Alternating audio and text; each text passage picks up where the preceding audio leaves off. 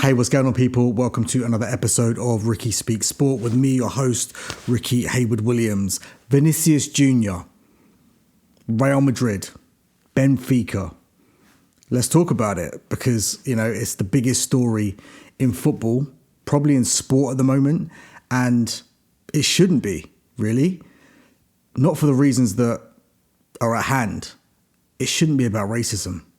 We shouldn't be talking about racism in football in 2026. I've been watching football, like most of you, for a very, very long time. And I'm just getting bored. It's just getting boring of having this same old conversation.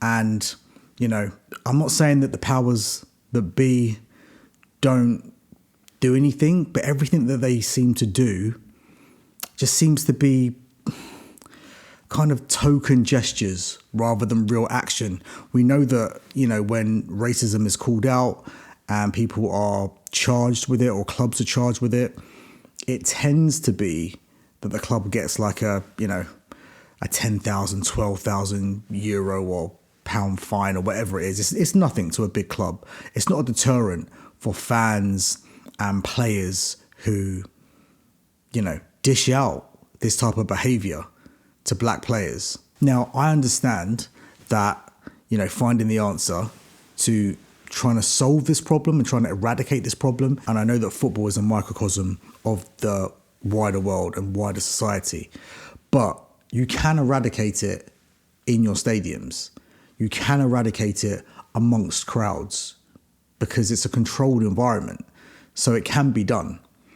We've got technology where we can monitor who are entering and leaving spaces, whether that be an airport or whether that be, a big festival or a concert.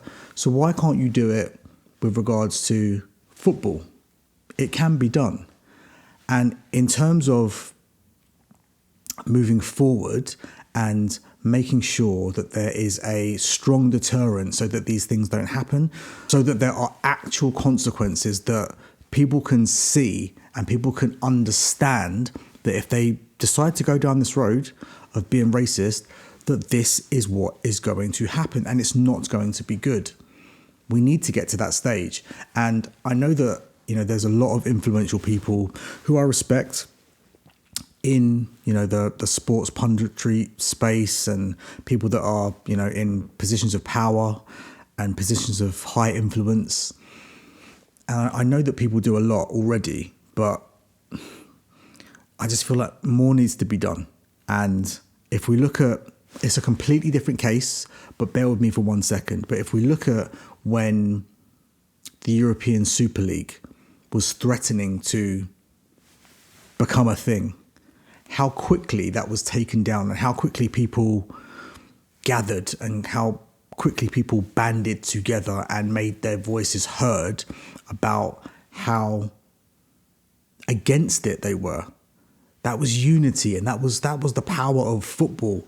Tribalism was put to one side and people just went, no, that's shit. We don't want that. And we're going to make our voices heard. I saw people outside of football stadiums. I saw pundits speaking about it and calling it out on TV shows. And it gained momentum so quickly. The movement, the unity gained momentum so quickly that the Super League was forced to cower back into the shadows. Now, I know there's caveats to that. And, some people could say that the Champions League is now the European Super League. I understand all of that. But my point is this. When people want to, when the wider community want to band together to make their voices heard and to have a say, they do it. And I feel like that's what needs to be done with racism in football, in sport, in society. But we're talking about football here. Now, I don't have the answers, but I just feel like we need to make our voices heard. Everyone needs to speak up. Everyone needs to, if you're a creator, make videos about it. Like I've been so proud of so many people that I respect and so many people that I watch online on YouTube and on social media, having their say and putting their 2 pence in. Like it's great. And I feel like we just need to keep on doing that because unless we do that, things are never going to change, and the powers that be are never going to listen. And it's just going to be one big cycle, and we just go round and round and round, and it's cause and effect and lack of action, and it's basically Groundhog Day, which none of us want. None of us true football fans want. So keep doing your thing, keep speaking up, and I'll see you guys in the next one. And also, Vini, I stand with you. Keep dancing, bro.